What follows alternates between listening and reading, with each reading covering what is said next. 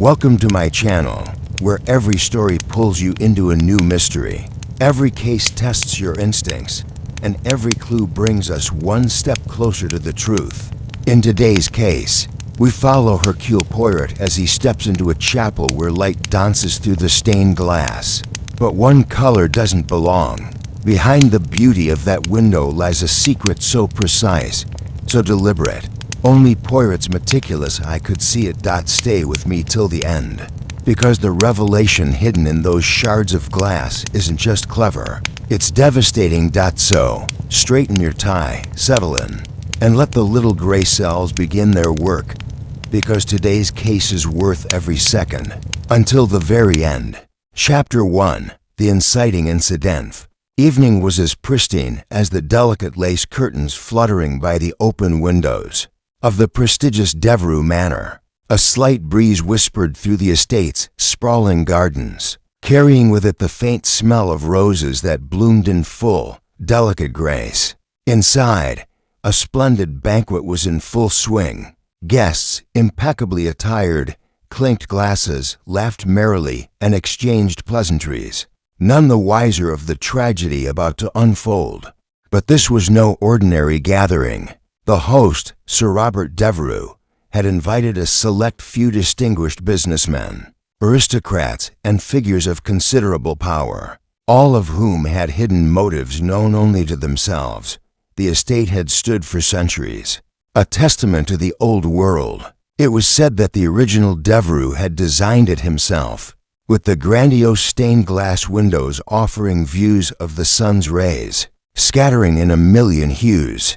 Yet one window, hidden behind velvet curtains in the farthest corner of the ballroom, had become a subject of constant speculation. The window, thought to be of little importance, was adorned with muted, forgotten colors. Its design was less intricate than the rest, the glass smeared with age and dust, and its presence remained largely ignored by the high society guests. As the evening wore on, Sir Robert, a man with a reputation of managing affairs both philanthropic and dubious, stood by his favorite window nervously, as though avoiding someone's eye. He was muttering something to himself, the faintest hint of distress crossing his usually composed face. Perhaps it was the effect of the aging wine, or perhaps the conversation with Lord Shrewsbury had taken an unexpected turn.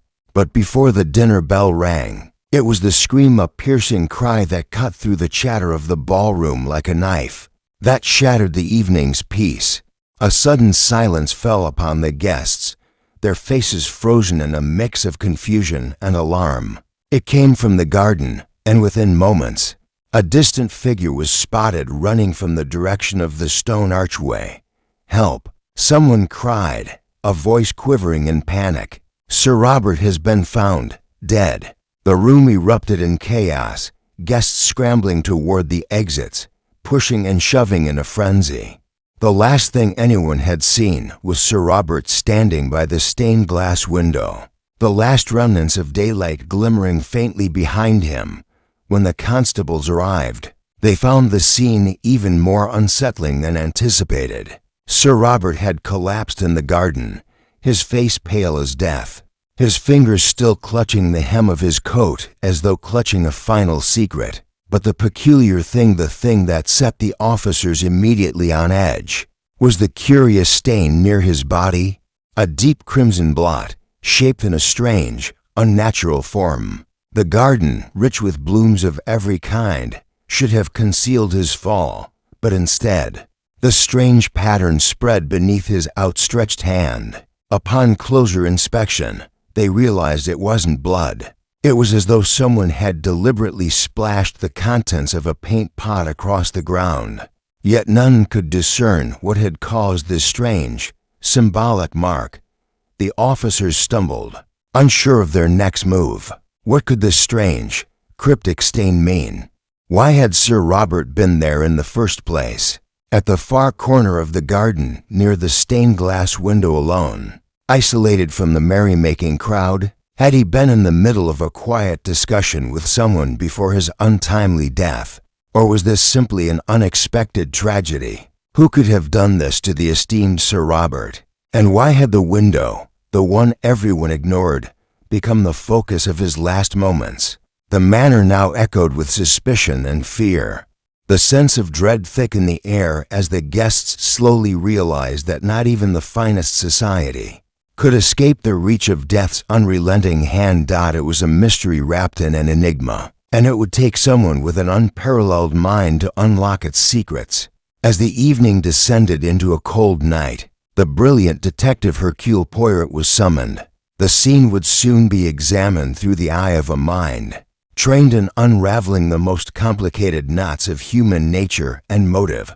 Yet, as Poirot arrived at the grand estate, there was no rush in his step. He stood outside for a moment, surveying the house before he entered, his demeanor calm but keenly observant.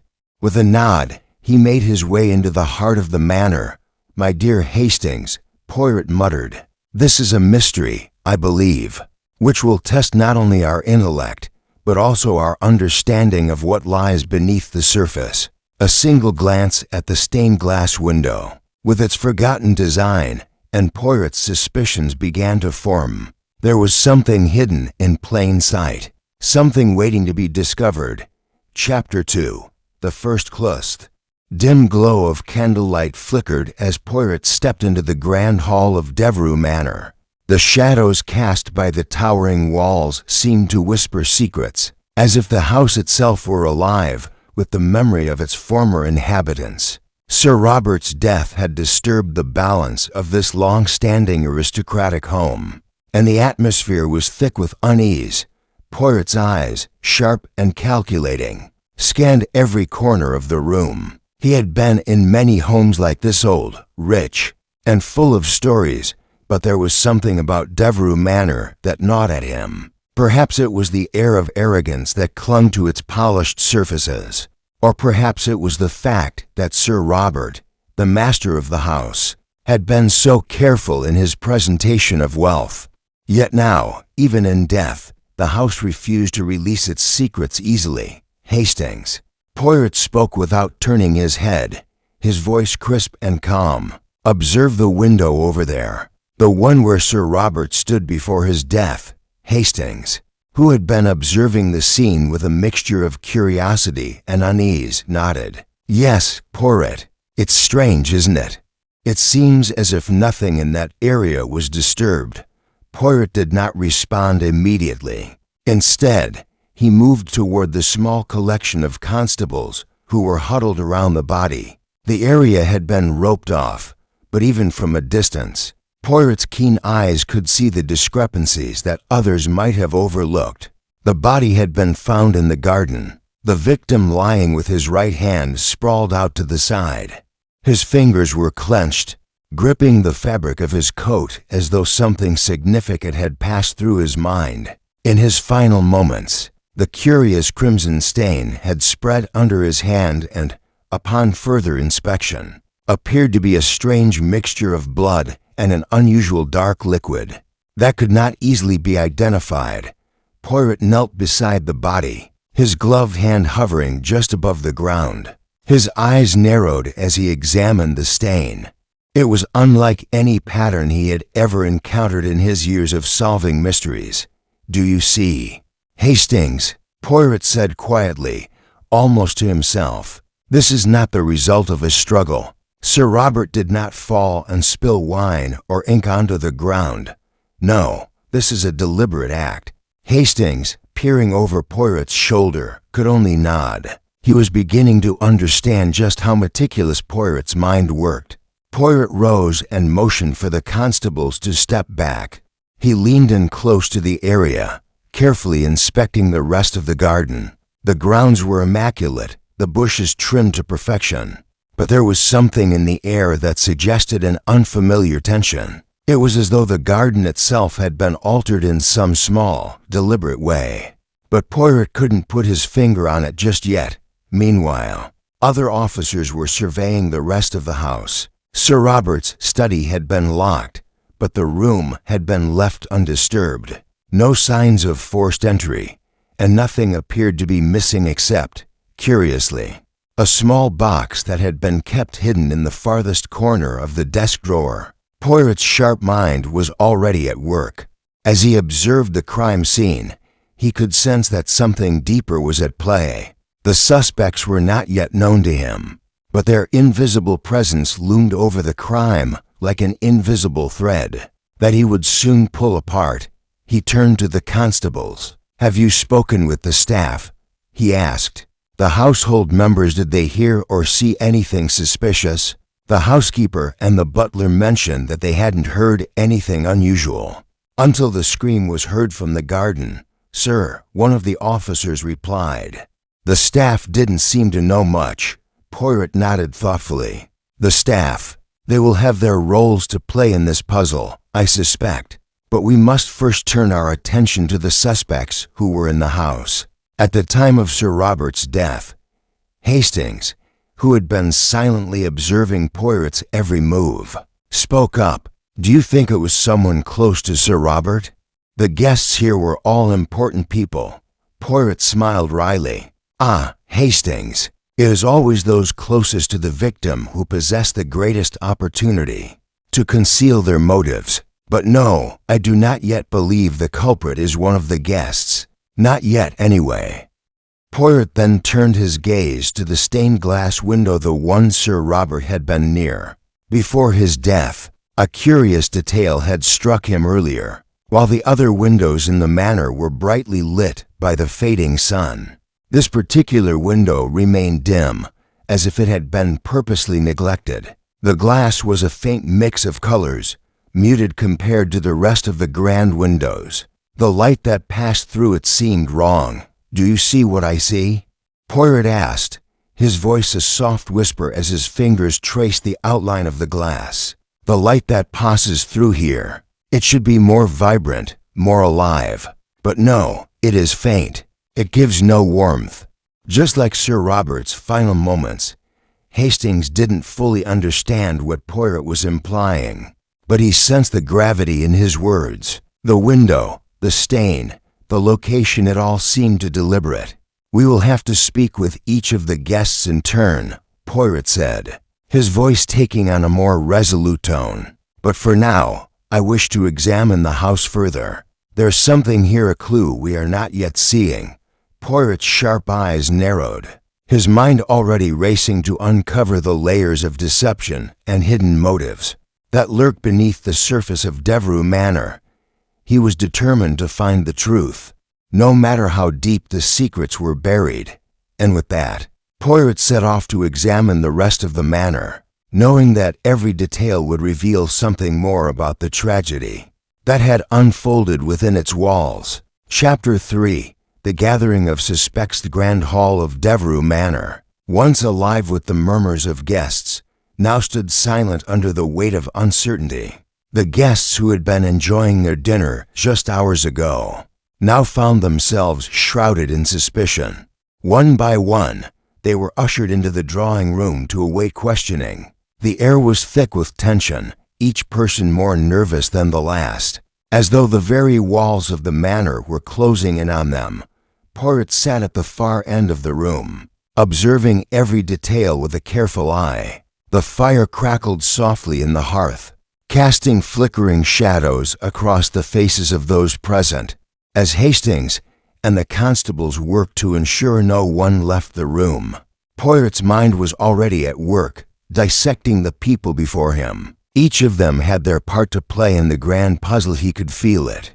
The first to be brought in was Lady Clarissa Devereux, Sir Robert's wife, a woman of striking beauty. She held herself with the grace and poise of one accustomed to the finest things in life, but there was something in her eyes, a flicker of anxiety that betrayed her outward calm. She wore a deep emerald dress, its fabric rustling as she moved to take her seat. Her fingers nervously twisted the lace of her gloves, her movements betraying a well-masked unease. Poirot studied her carefully. She wasn't the first to show nervousness, but it was the subtlety of her discomfort that intrigued him. She was hiding something. He could see it in the way her gaze flicked toward the stained glass window, as if she too knew that it held the key to Sir Robert's death. "Madam," Poirot began, his voice smooth and gentle, "I trust you are comfortable. I will not keep you long." You have, no doubt, endured enough of this tragedy. Lady Clarissa nodded, her lips pressed together in a tight line. Thank you, Monsieur Poirot. I am deeply shaken by what has occurred. My husband, my dear husband. Her voice faltered slightly, but she quickly regained composure. Poirot watched her carefully. The mention of Sir Robert's name brought forth a momentary softness in her eyes, a flicker of genuine grief. But was it grief for the loss of a husband or the loss of something else? Forgive me, Poirot continued. I must ask you some questions, but I am sure you understand this is necessary for the investigation. He leaned forward slightly, his eyes never leaving hers. You were, of course, with your husband earlier this evening? Lady Clarissa hesitated, then nodded again, albeit a bit more stiffly. Yes, we were in the ballroom for dinner, but Sir Robert excused himself to check on some business matters before the incident. I did not see him again. And when did you last speak to him? Poirot asked, before he left the ballroom. Just before dinner ended, I believe. He seemed distracted. I asked if he was feeling well, but he insisted he was fine. Poirot noted the slight tremor in her voice at the mention of her husband's health. You did not find his behavior unusual before he left? Lady Clarissa shook her head quickly, but Poirot noticed the subtle tightening of her jaw. No, not at all. Poirot allowed the silence to stretch for a moment before moving on. And after Sir Robert left, did anyone else speak with him or see him? Lady Clarissa paused, her eyes darting briefly toward the door. The staff, I believe, might have seen him briefly, but I did not. Poirot's gaze flicked to her fingers, still twisting the lace of her gloves. You mentioned Sir Robert was distracted. Was there anything specific on his mind, do you think? Her eyes widened ever so slightly, and for a brief moment, Poirot detected something in her gaze. Perhaps the slightest hint of guilt, or was it worry? He couldn't be sure. He was always thinking of something, she replied quickly. Always busy with his projects. Her voice trailed off, as though she had said too much. Poirot nodded, but his mind was already racing. Lady Clarissa knew more than she was letting on. That much was clear. But what was it? And how did it tie in with the other guests? The next to be questioned was Lord Shrewsbury, a tall man with a sharp jaw and a demeanor that screamed of self-importance. He had been deep in conversation with Sir Robert earlier in the evening. Their voices raised an animated discussion about some business deal. When he entered the room, his posture was stiff, as though trying to maintain some semblance of dignity despite the situation. Lord Shrewsbury. Poirot greeted him, his voice calm and collected. Please sit. I have only a few questions for you. The Lord sat down with a slow, deliberate motion, as if he were still trying to process what had happened. This is preposterous, he muttered, brushing his hand across his brow. I can't believe Robert is gone. Indeed, Poirot agreed. It is a most tragic event. But I must ask, Lord Shrewsbury, what exactly were you and Sir Robert discussing earlier this evening? The Lord hesitated, his eyes shifting as though considering how much to reveal. Business matters, he replied finally. Nothing of great importance, just some financial concerns. Robert was always too concerned with the state of his investments. Poirot nodded, but the hint of defensiveness in Lord Shrewsbury's tone did not go unnoticed. Nothing out of the ordinary? No, Lord Shrewsbury replied, his voice tight. Nothing. Poirot could sense the tension in the room. There was something off about Lord Shrewsbury's response, but he couldn't yet put his finger on it. The man's discomfort was palpable, but Poirot could not decipher whether it was the result of guilt or something more subtle. The rest of the suspects were brought in one by one, each offering their own stories, half-truths and contradictions that began to weave a complicated web. Some were more forthcoming than others, but each, in their own way, hinted at secrets they were not ready to expose. As Poirot observed the room, He allowed the pieces to settle into place. He knew that one among them had the answer, but who? The truth was always hidden beneath layers of misdirection, and it was only a matter of time before Poirot peeled back those layers to reveal it. He stood up, his sharp eyes scanning the room. "This will take time," he said softly, "but in time, all will be revealed." And with that, the first cracks in the facade of Devereux Manor had begun to form. Chapter 4. Poirot arrived. Devereux Manor was cloaked in a stillness that was almost unnatural. It was the type of silence that settled heavily in the air, suffocating all conversation, forcing all thoughts inward. The guests who had been so lively and animated just hours ago now wandered the halls, with downcast eyes, unsure whether to speak or remain in thoughtful silence. Poirot stood at the entrance to the drawing room, his gaze sweeping over the room with an almost predatory calm. He had made his entrance quietly, as always, without fanfare, but his presence was immediately felt. The room grew slightly colder as his sharp eyes met those of the assembled guests, who had all been waiting for his arrival.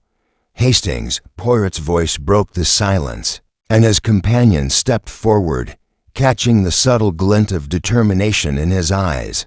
"I shall need to speak with each of them methodically, one by one. But before I do so, observe how they look at me. Their eyes will tell you more than their words."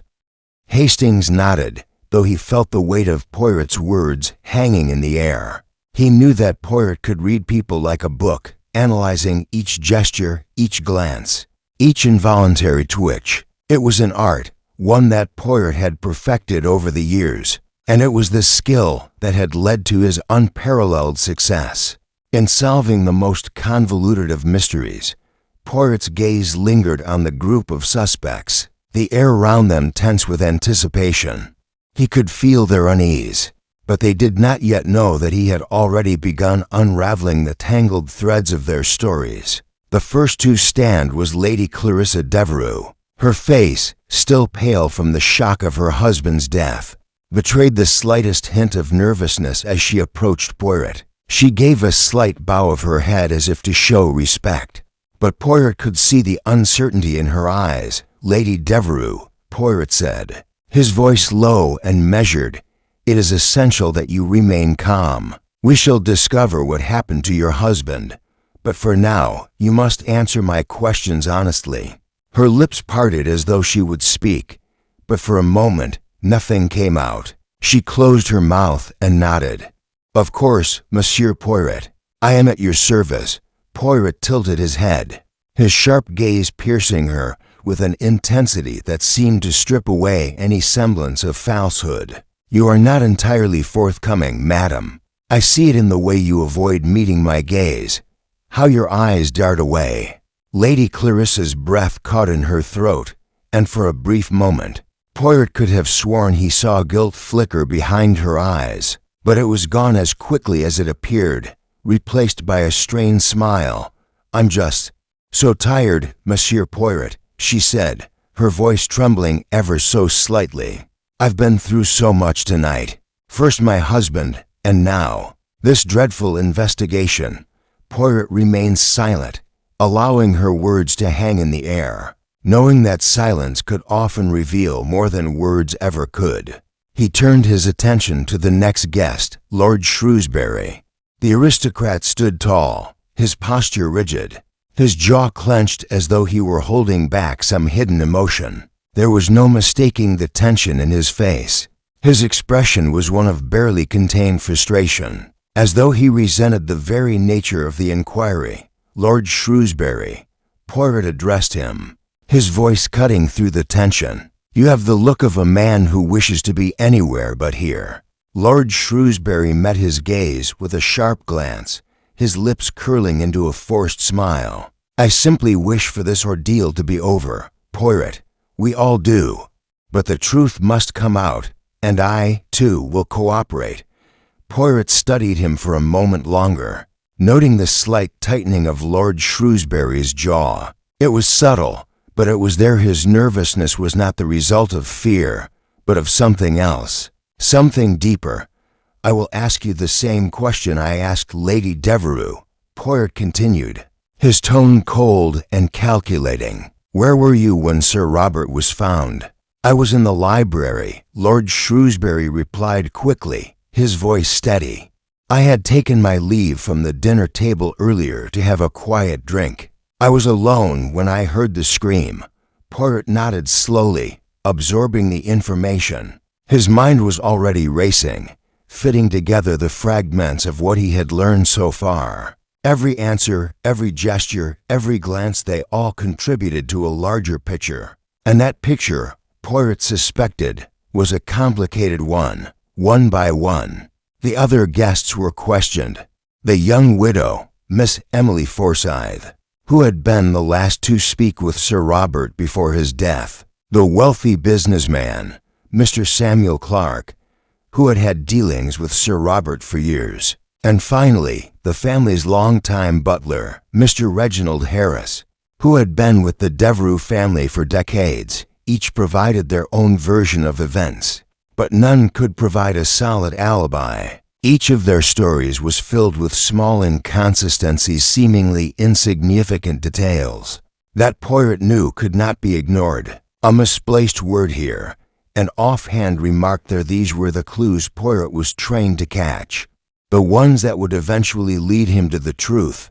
After each interview, Poirot sat quietly, his hands folded, his eyes never leaving the group of suspects. He was constructing the puzzle piece by piece, his mind working relentlessly to untangle the lies they had woven, every one of them. Poirot muttered softly to Hastings, "Has something to hide. But the question is, which one of them has the most to lose?" The suspects shifted uncomfortably in their seats, but none of them knew that their secrets were already being laid bare before Poirot. The detective's mind was racing, each new revelation only bringing him closer to the truth. Soon, Poirot continued, "The truth will reveal itself, Hastings. But for now, we wait, we watch, and we listen." And with that, Poirot returned his attention to the group. Every word they spoke, every movement they made, adding one more layer to the intricate web of deceit surrounding Sir Robert's death. Chapter 5. Initial interviews begin. The room was heavy with an unspoken tension. As Poirot continued his questioning, the guests of Devereux Manor were now seated, all visibly shaken, yet each one eager to explain themselves. The death of Sir Robert had cast a shadow over the estate, and the true weight of that tragedy was now sinking in. The carefully curated masks that each guest had worn during the evening were slipping, revealing unease, guilt, and even fear. Poirot wasted no time. His sharp eyes scanned the room as he approached the first suspect, Miss Emily Forsyth. The young widow, a woman with an air of fragility, sat with her hands clenched tightly in her lap.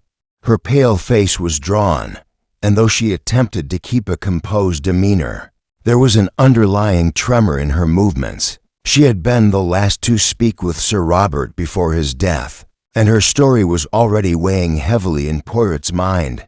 "Miss Forsyth," Poirot began, his voice calm yet firm, "I need you to speak honestly with me. Where were you when Sir Robert was found?" Emily's eyes flitted toward the door before she spoke, her voice unsteady. I was in my room. I had a headache, Monsieur Poirot, and I retired early. I didn't hear anything until the scream."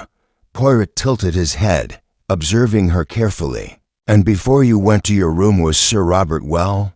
What did you discuss?" He seemed distracted," Emily replied, her voice quiet. "We spoke briefly, but he seemed preoccupied. He said something about a matter he needed to attend to, but he didn't elaborate." Poirot watched her carefully, noting the faintest shift in her posture. There was something more beneath her words, some hesitation that didn't align with the simplicity of her statement. "You were alone in your room, then?" Poirot pressed, his gaze never leaving her face. "Yes," Emily replied quickly, but her eyes darted to the side for just a fraction of a second. It was a small detail, but Poirot caught it. A lie, perhaps, or merely an omission of some detail? Poirot nodded, jotting a mental note. Thank you, Miss Forsyth. I will return to you later if necessary. Next, Poirot turned to Mr. Samuel Clark, the businessman who had been doing deals with Sir Robert for years. He was a sturdy man with an air of authority, yet his stiff posture and the subtle twitch of his hands betrayed his anxiety. As Poirot approached him, Clark did not meet his gaze, instead focusing on the floor as though avoiding the inevitable interrogation. Mr. Clark, Poirot said, his tone polite but insistent. Tell me, where were you when Sir Robert was found? I was in the study, Clark replied, his voice even. I had been going over some papers. Sir Robert had invited me to join him earlier, but I lost track of time. Poirot's eyes narrowed slightly. And you did not hear the scream? Clark shook his head. No, I didn't hear anything until I was told. Poirot raised an eyebrow. You are sure you did not hear anything? No sound at all? Clark hesitated, his lips tightening. No, nothing. I was absorbed in my work. Poirot could see the discomfort in Clark's demeanor. There was a tension that could not be hidden. The story seemed to clean, to perfect. Poirot pressed further. Did Sir Robert mention anything unusual to you before you parted ways? No, Clark replied, almost too quickly. He seemed distracted, as usual. Business matters, you know. Poirot let the silence stretch, his eyes never leaving Clark's face. The businessman's answer seemed rehearsed, and Poirot couldn't help but feel there was more lurking beneath the surface. Thank you, Mr. Clark, Poirot said, before turning away. He had learned enough for the moment. Clark's alibi was thin, but there was something else. Something he wasn't yet willing to reveal. The next to be questioned was Mr. Reginald Harris, the family's longtime butler. His presence was a quiet force, his expression a mask of professionalism. Harris had seen the Devereux family through both good times and bad, and now he was facing a far darker moment in his career. When he spoke, his voice was calm, but Poirot detected the faintest edge of worry. Mr. Harris, Poirot began, where were you when Sir Robert was found? I was in the kitchen, Monsieur Poirot, Harris replied without hesitation. I was preparing for the guests to retire to their rooms. I didn't hear anything until the scream. Poirot studied him closely. There was no sign of nervousness in Harris's posture, no telltale signs of guilt. Yet Poirot had learned long ago that the most composed individuals often hid the deepest secrets. Were you alone in the kitchen? Poirot asked, his voice sharp. Yes, Harris replied. I was alone. And you heard nothing unusual before the scream? No, Monsieur Poirot. Nothing at all. Poirot's eyes narrowed. Harris's story matched the others, but Poirot could sense a quiet, unsettling calm in the butler. Something was not adding up. He made a mental note to revisit Harris's statement later. As Poirot turned to leave, he glanced over his shoulder at the suspects, his mind racing. Each person had provided their own version of events, but none of their stories added up completely. There were inconsistencies, little lies hidden in the cracks of their statements. But it wasn't the words themselves that mattered, it was what they left unsaid. Hastings, Poirot muttered softly as he turned back to his companion. This is just the beginning. They are hiding something, but they don't know that I can see through them. Hastings, still processing the interviews, nodded. You think we're close? Poirot smiled. We are closer than they know. The truth will reveal itself, Hastings. It always does. And with that, Poirot began to piece together the puzzle, knowing that the real mystery was not just in the facts, but in the lies buried deep within the hearts of those around him. Chapter 6. First false lead. Next day, the fog settled over Devereux Manor like a heavy blanket, dulling the edges of the estate's grand architecture. Inside, the atmosphere was thick with unease. The night's events still haunted the guests, and Poirot felt that the truth was close, but shrouded by a careful veil of deception. As the constables went over their notes, Poirot's mind was already turning. He had gathered enough information for now, but something was missing, something that each of the guests was hiding. He needed to dig deeper, and he would start with Lord Shrewsbury. Poirot called the Lord into the sitting room. Lord Shrewsbury entered stiffly, his expression controlled, though his eyes betrayed his nervousness. "Ah, Lord Shrewsbury, I trust you have had a restful night," Poirot said, his voice polite but sharp. "I have a few more questions for you." The Lord sat, his eyes shifting nervously. "What is it, Poirot?"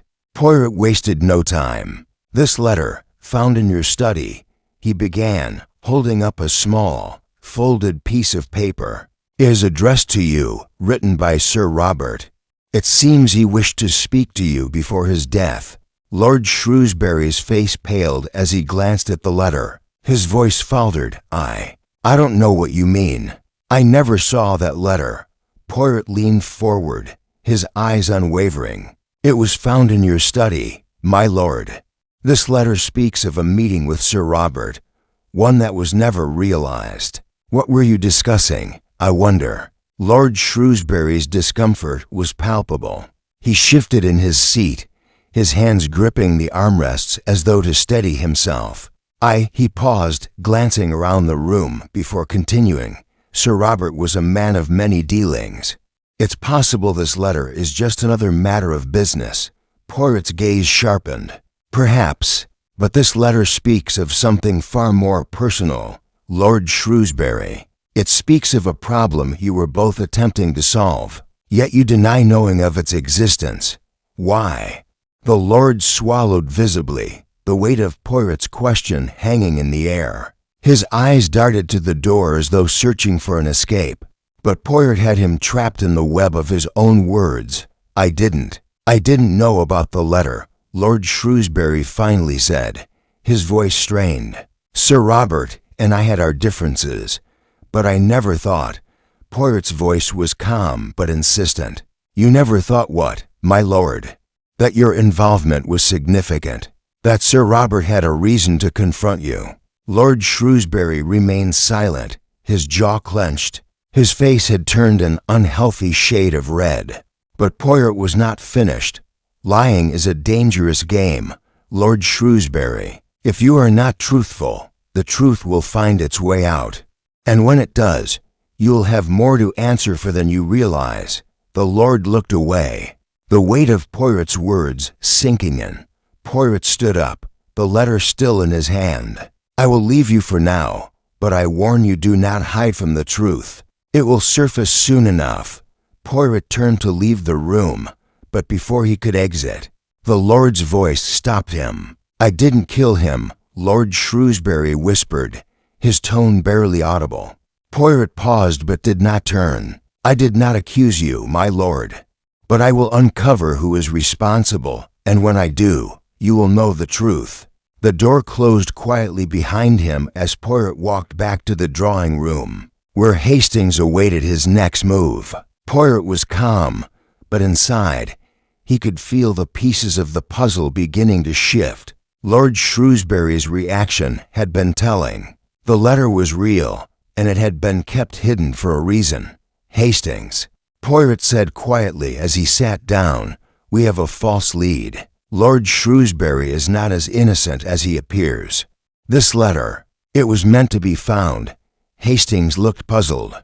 "Do you think Lord Shrewsbury is hiding something?" Poirot's eyes narrowed. Indeed, the letter was too convenient, too timely. Someone wanted it discovered. But who? Poirot leaned back in his chair, his mind racing. The false lead was designed to misdirect him, but it was just another piece of the puzzle. The truth was still hidden beneath layers of deceit. But Poirot was patient. The game had only just begun. Chapter 7. The Psychological Gamut. Next morning, Poirot's methodical mind was still turning over the events of the night before. The fog outside had not lifted, and as he sipped his coffee, he watched it swirl. Just as the mystery before him swirled with complications, Lord Shrewsbury's false lead had placed a new wrinkle in the investigation. But Poirot wasn't convinced by the obvious conclusion. There was more to this. He knew. His eyes shifted to the other suspects, Lady Clarissa, Miss Forsyth, Clark, Harris, all of them with their own hidden motives. But the letter, found in Lord Shrewsbury's study, had introduced an entirely new level of psychological complexity. Sir Robert had written it in haste, revealing an urgent need to speak with the Lord. But why? What could Sir Robert have known that warranted such secrecy? Poirot turned to Hastings, who was examining a piece of paper in front of him. "Hastings, we have our work cut out for us. The suspects are beginning to show their true colors, but they are still cloaked in lies." Hastings looked up. "You think Shrewsbury is hiding something more?" Poirot smiled slightly. "Of course, but it is not just about Lord Shrewsbury now. The letter is a clue, yes, but it is also a psychological game, Hastings. One that I intend to play carefully." Hastings tilted his head. "A game." "Precisely," Poirot continued, leaning forward. "This is not just about finding the murderer. It is about understanding the psychology of each person in this house. Every one of them has something to hide, but it is not always the most obvious one who is guilty. They are playing a game of misdirection, and we must watch closely." Poirot's sharp eyes flicked over the guest list, considering each of them in turn. Miss Forsyth, the quiet widow, seemed genuinely distraught, but Poirot could sense her hesitance to speak. Lady Clarissa appeared composed, but there was an air of detachment about her. Clark was nervous to defensive in his responses, as though trying to protect something. Harris was the most composed, but the butler's calm demeanor always made Poirot uneasy. Poirot set his cup down. "We must conduct our next interviews with care. The smallest details matter now. We will play their game, Hastings, but we must do it strategically." They were interrupted by the arrival of the constables, who had new developments to report. A search of the manor had uncovered a second, hidden compartment in Lord Shrewsbury's study, and within it, a series of letters that had not been previously disclosed. This was exactly what Poirot had suspected. Shrewsbury had more to hide than he was willing to admit. Poirot studied the letters carefully. They contained business dealings, yes, but there was one letter that caught his attention. It was addressed to Sir Robert and contained instructions for a meeting in the study, much like the letter previously discovered. But this one was different. The words were colder, more threatening. "Do you see, Hastings?" Poirot said, his voice sharp. "This is no ordinary business dispute. There's more at play here than finances. This is personal." Hastings leaned over the table, reading the letter. "It's as if Shrewsbury is trying to manipulate Sir Robert." "Exactly," Poirot agreed. "But why? What was Shrewsbury afraid of? And why did Sir Robert have to confront him in private? These letters are a key to understanding the power dynamics between them." Poirot placed the letters aside and stood up, turning to face the suspects. It was time to put his psychological game into motion. He needed to test them, to provoke a reaction, to see who would break under pressure. "Gather the guests," Poirot said to Hastings. "We will begin our next round of questioning." The suspects were ushered into the drawing room, one by one, and Poirot wasted no time. Lady Clarissa entered first, her face pale but composed. Poirot studied her silently before speaking. "Lady Devereux, we need to discuss the events of last night. I am sure you are aware of the importance of your testimony." She nodded, her fingers trembling slightly as she adjusted her gloves. "I've told you everything I know, Monsieur Poirot." Poirot's eyes narrowed. "Not everything, I think." He allowed his words to linger in the air. "Sir Robert was a man with many secrets. You were close to him, were you not?" Lady Clarissa flinched, and Poirot watched as her eyes darted to the window, as though seeking an escape. I was his wife," she replied softly, but Poirot could hear the subtle strain in her voice. "I was close to him, yes, but there was always something he kept hidden, And what was that, madam? Poirot pressed. What did he keep from you? Lady Clarissa hesitated, her gaze falling to her lap. I don't know, but I always suspected he was involved in something shady. Business dealings that went beyond what he told me.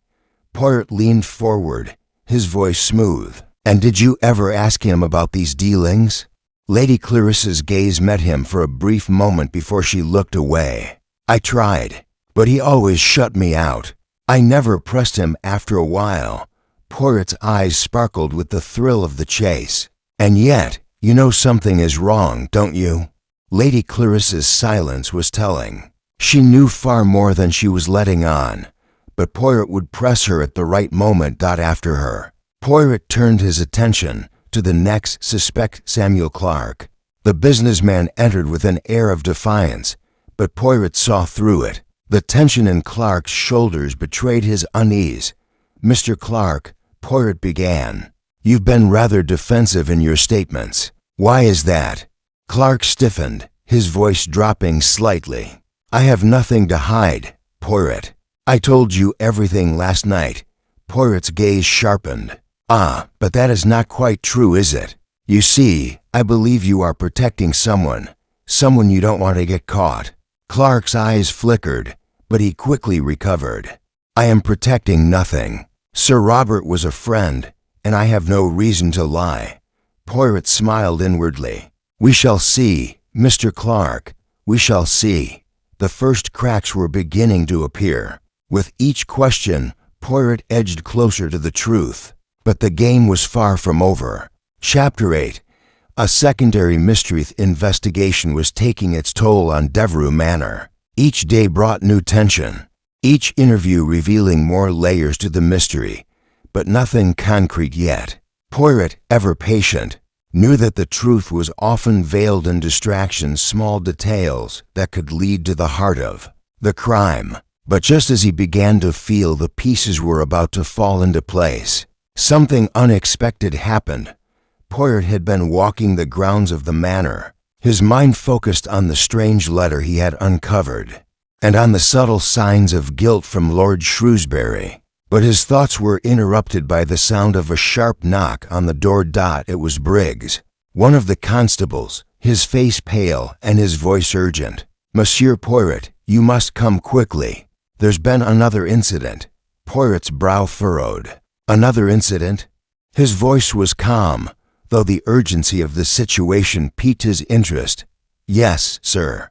Briggs continued, his breath shallow from running. It's Miss Forsyth. She's been found unconscious in the conservatory. There's no sign of injury, but he hesitated, as though not sure how to explain what they had found. There's something odd, sir. Something unnatural. Poirot's heart quickened. He gestured for Briggs to lead the way, and they made their way swiftly to the conservatory. As they entered, Poirot was greeted with an unsettling sight. Miss Forsyth lay sprawled across the floor, her face pale, her eyes closed, but breathing steadily. The officers had already gathered around her, but there was an air of unease among them. What happened? Poirot asked, his voice steady, his eyes scanning the room for any clues. We found her just like this, said Constable Harris, who had been stationed near the conservatory. There was nothing unusual in the room at first glance, but then we noticed this. He pointed to the far corner where a small, delicate object lay on the floor, a silver key, glinting in the dim light. Poirot stepped closer, his eyes narrowing as he observed the key.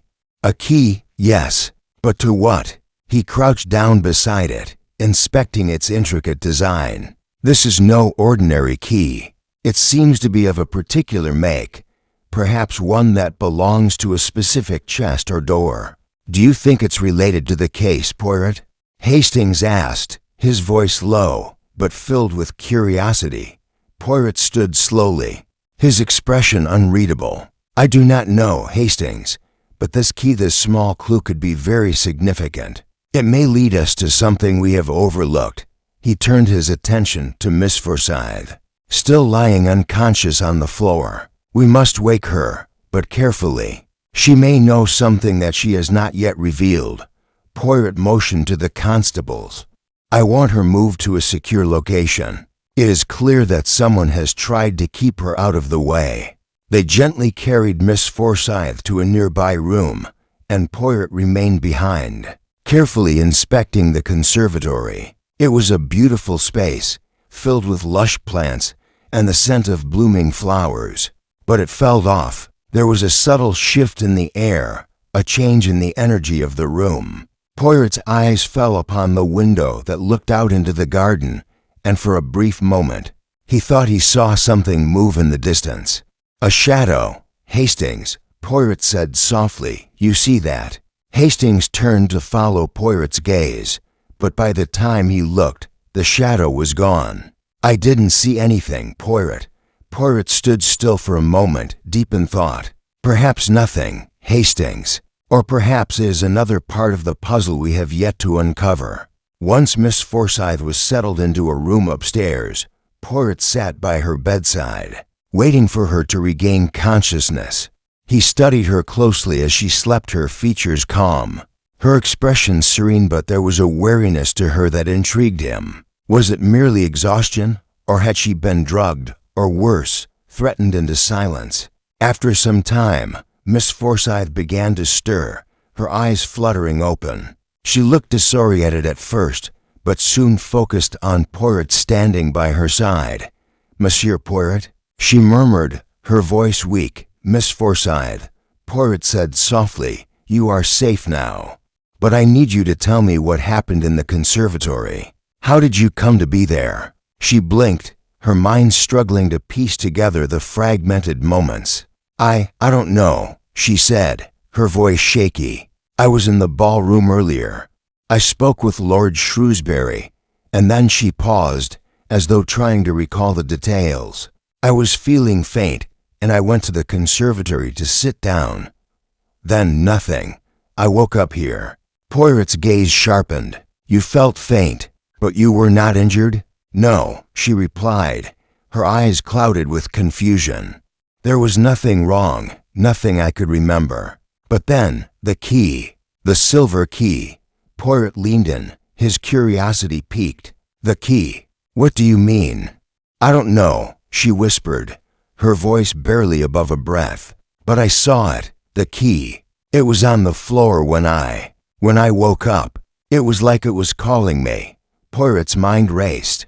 The key, why had it been left for Miss Forsyth to find? And why had she been unconscious in the conservatory?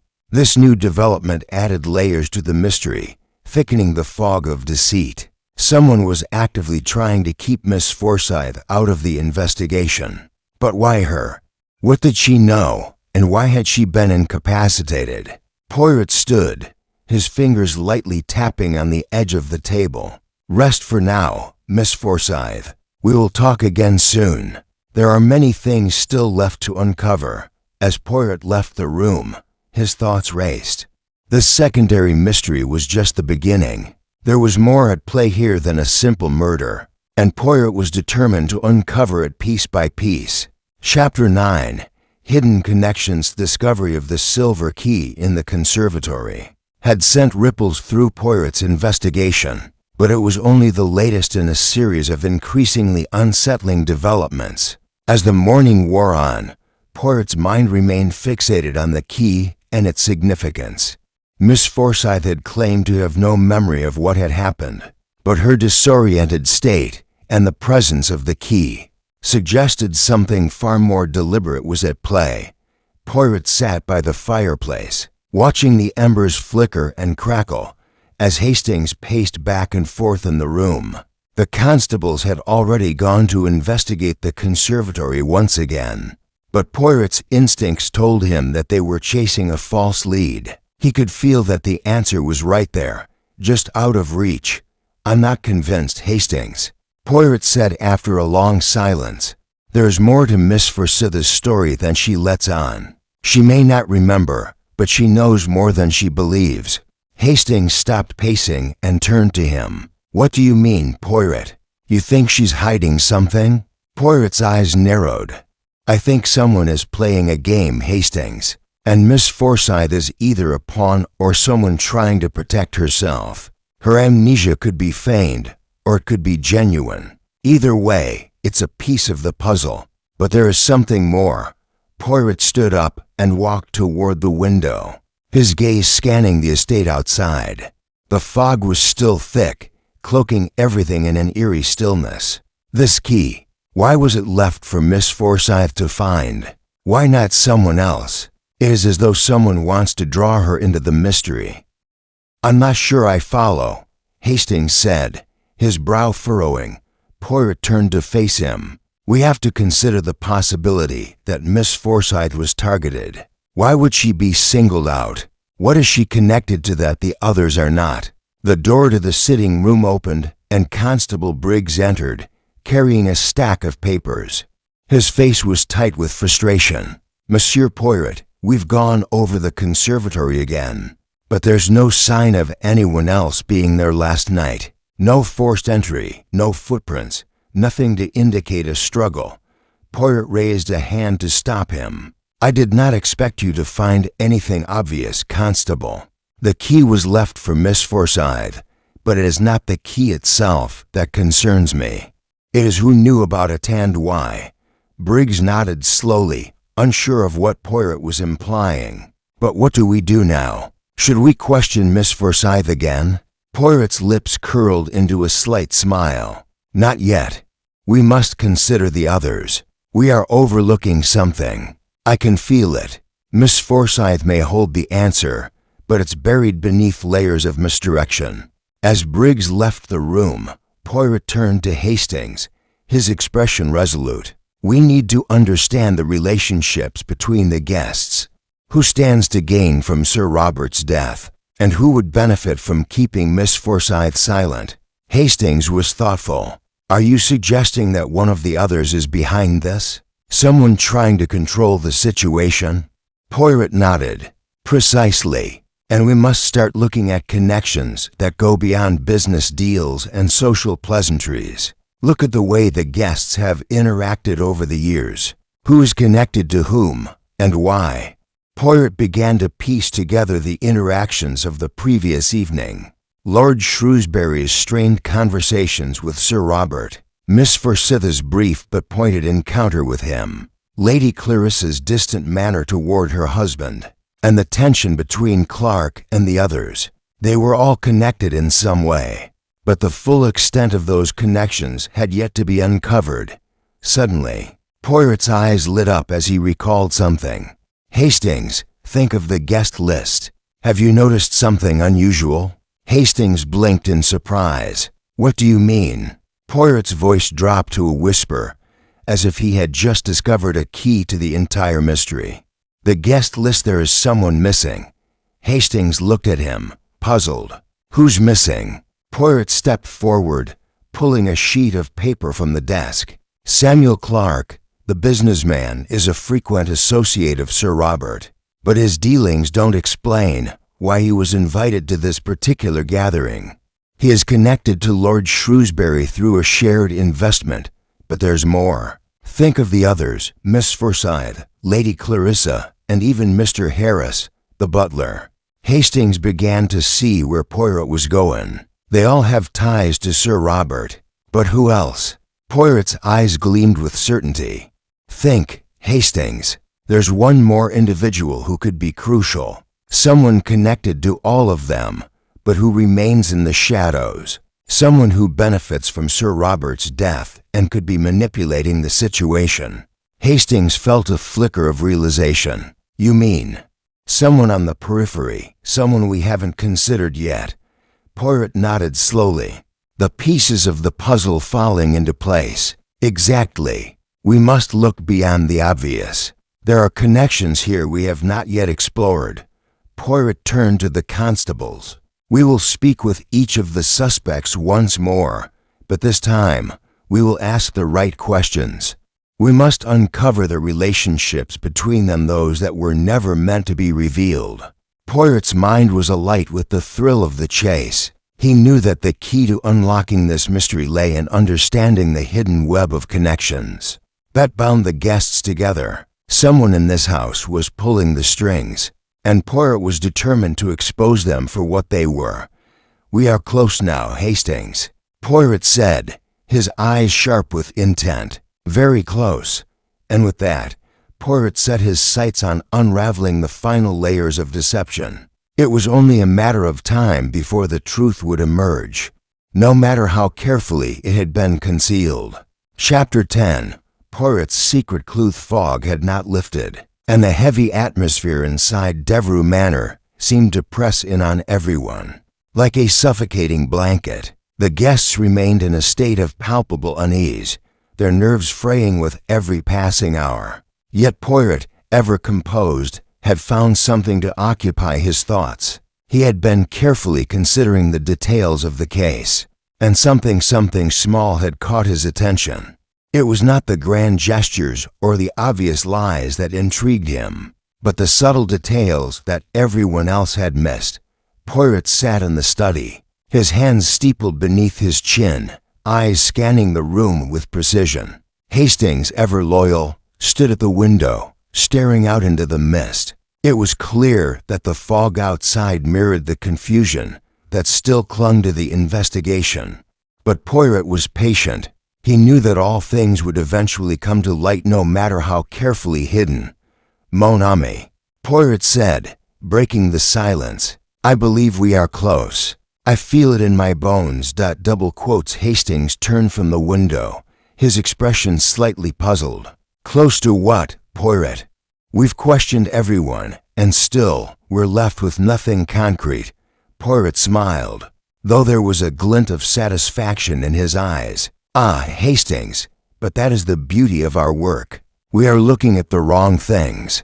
What I seek is not a person, but a pattern woven into the fabric of the people here. And it is that pattern that will give us the answer." Hastings frowned, clearly not yet following Poirot's train of thought. "A pattern? I don't understand." Poirot leaned forward slightly, his gaze sharp and focused. "We have been so focused on the obvious suspects, the ones whose motives are plain to see. But the true culprit, Hastings, is often the one who hides behind the layers of deception we so eagerly chase." Poirot paused, allowing his words to settle. "And there is a clue, a tiny detail, that I have missed." Until now, Hastings's eyes widened. "A clue? What do you mean?" Poirot rose from his seat, walking slowly toward the desk. He reached out and picked up a small piece of paper that had been resting there. For the past few hours, it was nothing special at first glance, just a torn fragment of a letter. But Poirot knew that it was far more important than anyone had realized. "This," Poirot said softly, "is the missing link." He handed the torn piece of paper to Hastings, who took it, frowning as he examined the writing. "But it's just a scrap of paper. It's hardly a clue." Poirot shook his head. "No, Hastings, it is not the paper itself, but the ink, the writing, and more importantly, the person it was intended for." Hastings stared at the letter fragment, his brow furrowing. "You think this belongs to someone in particular?" Poirot's lips curled into a small smile. "Indeed, and it is a clue that, when pieced together, will reveal not just who committed the murder, but who has been orchestrating this entire affair." He continued, his voice low and deliberate. "The fragment is from a letter that Sir Robert had written just before his death, but it is not addressed to Lord Shrewsbury, or Miss Forsyth, or Lady Clarissa. No, it is addressed to someone else, someone whose involvement in this case we have yet to consider." Hastings blinked, his mind beginning to grasp the significance of Poirot's words. "You mean someone outside the circle we've been focusing on?" "Precisely," Poirot said, his eyes lighting up with a mixture of excitement and satisfaction. "The piece of paper belongs to a letter that Sir Robert never had the chance to finish, but the person it was written for is crucial. That individual holds the key to everything." Poirot walked toward the door, his fingers tapping lightly on the frame as he spoke. "We must go back to the beginning, Hastings. We must look at who stood to gain the most from Sir Robert's death. It is someone who has been hidden in plain sight, but we have overlooked them. Hastings looked at Poirot, his mind racing. Do you have someone in mind? Poirot smiled. Ah, mon ami, that would be telling. But trust me when I say that we have been chasing the wrong ghosts. The one we seek is closer than we think. As Poirot opened the door, he gestured for Hastings to follow. Come, we have one final question to ask. The two men made their way through the manor, past the quiet halls, their footsteps echoing in the stillness. They reached the library, where most of the guests had gathered earlier. Poirot scanned the room quickly, his gaze landing on Lord Shrewsbury, who was conversing quietly with a few others. Poirot walked straight up to him, his face unreadable. Lord Shrewsbury, he said, his voice cutting through the murmur of conversation. I believe we are nearing the end of this investigation. But before we proceed, I must ask you one more thing. Lord Shrewsbury's face tightened as Poirot approached. What is it, Poirot? Poirot's eyes locked with his, a silent challenge in the air. You were the one Sir Robert sought to meet, were you not? But what if there was something more? Something beyond the business dealings you so quickly dismissed? Lord Shrewsbury's hand trembled ever so slightly as he reached for his glass. I don't know what you mean. Poirot leaned in closer. I think you do, Lord Shrewsbury, and I think you are hiding the most important truth of all. A long silence stretched between them, and in that moment, Poirot knew he was closer than ever to uncovering the truth. Chapter 11. Tension's risseth quiet hum of tension hung heavily in the air.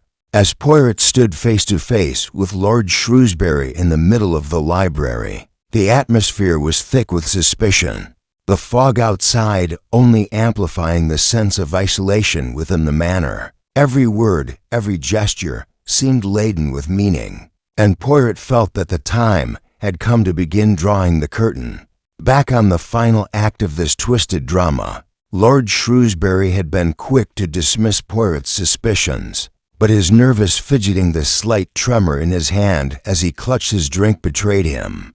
Poirot knew he was on the right track. The answer was almost within reach, but not yet. He could feel the growing urgency in his gut, the need to press harder without letting the suspect slip away. I do not believe you are being entirely forthcoming, my lord, Poirot said, his tone calm but piercing. It seems there is something you wish to conceal, but what exactly is it? Lord Shrewsbury's face flushed slightly, and he took another quick drink from his glass, his gaze shifting from Poirot to the rest of the room as if looking for an escape. I have nothing to hide, Poirot, he said, his voice strained, though the words sounded rehearsed. Poirot studied him for a moment before responding. You are lying, Lord Shrewsbury. There is something you are not telling me, something that connects you more intimately with Sir Robert than you are willing to admit. Shrewsbury's posture stiffened, but he said nothing. Poirot's words had struck a nerve, and the Lord's silence was more telling than any words could have been. Your behavior last night was peculiar, Poirot continued, his voice soft but filled with authority. You excused yourself from dinner early, just as Sir Robert did. You were both distracted. Why? What was it that kept you away from the others? What did Sir Robert want to speak to you about? Lord Shrewsbury's eyes flickered for a brief moment, and Poirot was certain he saw something in those eyes, a flicker of guilt, perhaps, or the fear of being caught. He wasn't ready to break, but Poirot knew his time would come. The guests in the room, some still lingering from the earlier conversations, began to whisper, sensing the growing tension. They watched as Poirot methodically probed Lord Shrewsbury, as if they were all part of some intricate play in which they were mere players, unaware of the final act about to unfold. Poirot took a step back, giving Lord Shrewsbury some space to gather his thoughts. We have not yet discussed the matter of Sir Robert's investments. He was a businessman, yes, but his dealings were far-reaching. Were you involved in any of them? Shrewsbury's face darkened, and he suddenly looked uncomfortable. "I have told you everything, Poirot," he said, his voice betraying a hint of frustration. "I did not know of his dealings, not in the way you think. I only worked with him in passing. We were not close." Poirot nodded thoughtfully, his eyes never leaving Lord Shrewsbury's face. "Not close, yet he wrote to you about something personal, something urgent. That seems like a man who trusted you. Or perhaps, my lord, you feared what would happen if you did not comply with Sir Robert's demands." Lord Shrewsbury's silence only confirmed Poirot's suspicions. The lord was hiding something, but the truth was just out of reach. Poirot needed more. "I believe it is time we move forward with the next part of our investigation," Poirot said, turning toward the door. "You see, my lord, I have been gathering clues, carefully observing each and every one of you. It's clear that the motives for Sir Robert's death are tangled, like threads of a complex web." Hastings, who had been silently observing the exchange, stepped forward. "Poirot," he said, his voice filled with curiosity, What are you thinking? What's our next move?" Poirot's eyes gleamed as he turned to face Hastings. "The next move, mon ami, is to lay the trap. I believe one of our guests knows more than they have said. And now we will catch them in their lies." Poirot's gaze returned to Lord Shrewsbury, who was standing stiffly by the fireplace, his hands clenched at his sides. "You see, Lord Shrewsbury, the truth is always revealed in time, no matter how carefully it is hidden, and I will find it whether you tell me willingly or not." The lord's face flushed with anger, but Poirot didn't flinch. He knew exactly how to push his suspect to the edge. The subtle shift in Shrewsbury's demeanor was all the confirmation Poirot needed. Something was unraveling, and it was only a matter of time before it all came to light. Poirot turned on his heel, his sharp eyes scanning the room. "We will need to gather the rest of the guests. It is time to reveal what I have uncovered. The game has been played long enough." Later that evening, Poirot stood before the guests once more, his posture composed, his expression unwavering. The room had filled with a low murmur as the guests anxiously awaited his next move. The fire crackled in the hearth, casting long shadows on the walls, and Poirot's gaze swept over each of them. They were all hiding something, but only one of them had the answers. "I trust you have all been considering your actions," Poirot began, his voice calm and steady. "You have all played your parts well, but the time for games is over." He paused, allowing the weight of his words to sink in. Every eye in the room was fixed on him, each guest caught between dread and curiosity. "It is time for the truth to emerge," Poirot said, a slight smile curving his lips. "And I am the one who will reveal it." The room fell silent, the tension rising. The final act was about to begin. Chapter 12. The confrontation. Guests sat in the drawing room, their nervous whispers mingling with the crackling sound of the fire. Each of them knew that something was about to change, but no one could predict what Poirot would reveal. The tension was palpable, a thick, almost suffocating atmosphere that hung in the air. Poirot stood at the front of the room, his hands clasped behind his back, his eyes sharp as ever. He studied each of the suspects, one by one, noting the subtle shifts in their expressions, the way their eyes darted from one person to the next.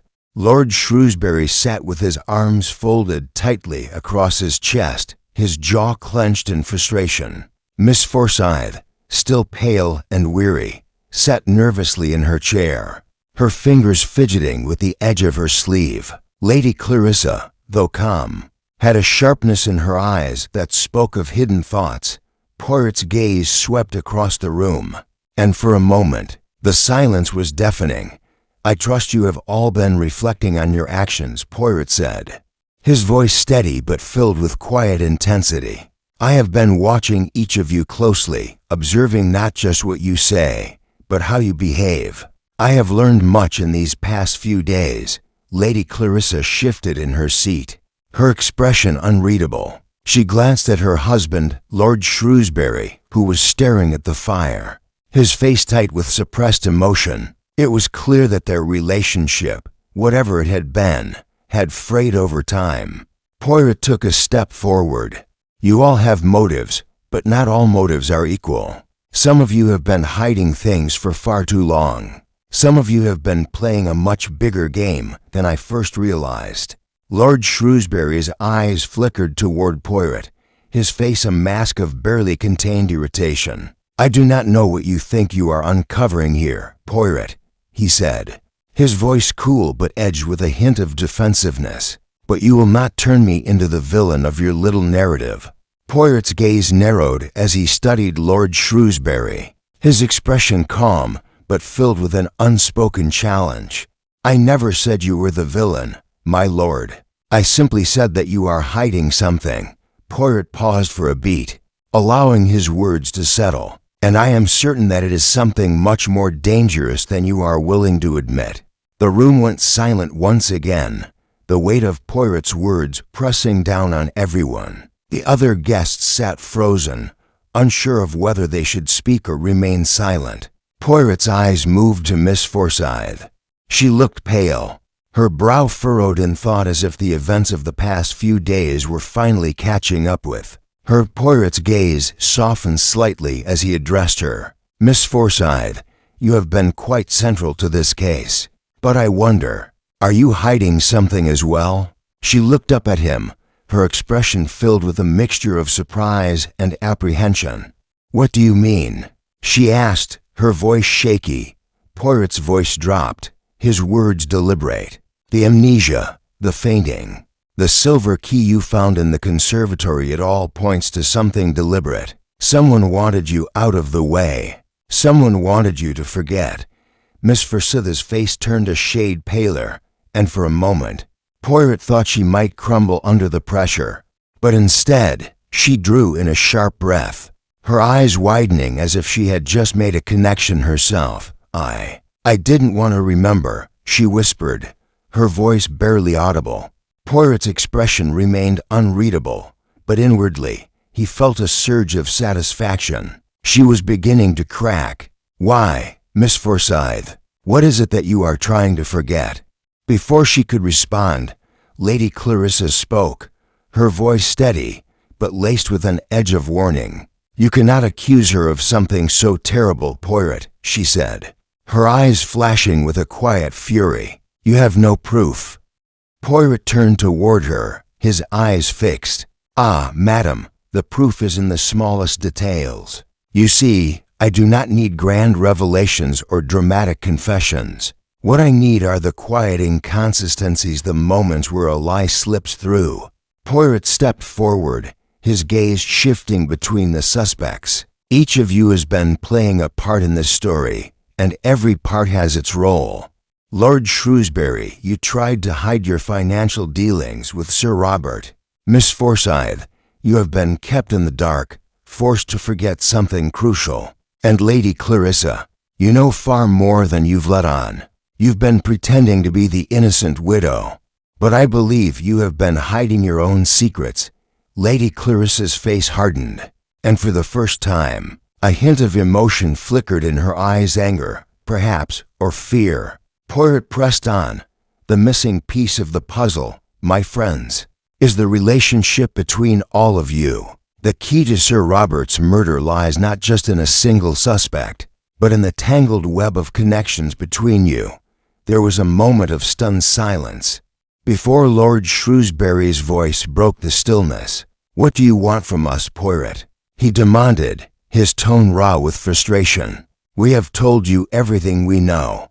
Poirot's gaze softened as he stepped back slightly, his voice quieter but no less intense. "No, my lord, you have told me what you wanted me to hear, but the truth is something far more complex, and it will come out whether you wish it or not." Poirot's words hung in the air, the gravity of the situation settling heavily on the room. It was clear now, the truth was close, but as always, Poirot would let his suspects unravel themselves one thread at a time. Chapter 13. A desperate attempt to escape. Heath. Tension in the room was almost unbearable. Every suspect had been carefully scrutinized by Poirot, each one revealing more than they realized. Yet, despite the mounting pressure, none had cracked. They all seemed to be holding something back, a vital piece of the puzzle that they were not willing to reveal. Poirot knew that it was only a matter of time before one of them would slip, but which one? As the clock on the wall ticked steadily, a sense of unease settled over the room. The guests shifted nervously in their seats, their eyes darting round, each one aware that the investigation was nearing its final stages. Yet no one seemed ready to confront the truth, least of all Lord Shrewsbury, who had grown increasingly defensive since Poirot's last interrogation. Poirot leaned back in his chair, studying the room with a keen eye. "The truth, my friends," he said softly, breaking the silence, "is an elusive thing. It hides behind layers of lies, manipulations, and deceptions, but it always reveals itself in the end. One of you will reveal the truth whether you mean to or not." Lord Shrewsbury, who had been staring out the window, suddenly turned to face Poirot. His voice was sharp, his eyes filled with a mixture of anger and fear. "You've been accusing us all night, Poirot, but you have no real evidence. You have nothing to hold over us." Poirot's gaze didn't waver. "I have no need for evidence, my lord. Not yet. The truth is already in motion. What remains now is for you all to accept it." Lady Clarissa's face had grown even paler as the conversation unfolded, but she remained silent, her hands clasped tightly in her lap. Miss Forsyth, too, sat still, her eyes cast downward, though Poirot could see the flicker of anxiety in her eyes. There was more to her story, but she had yet to say what it was.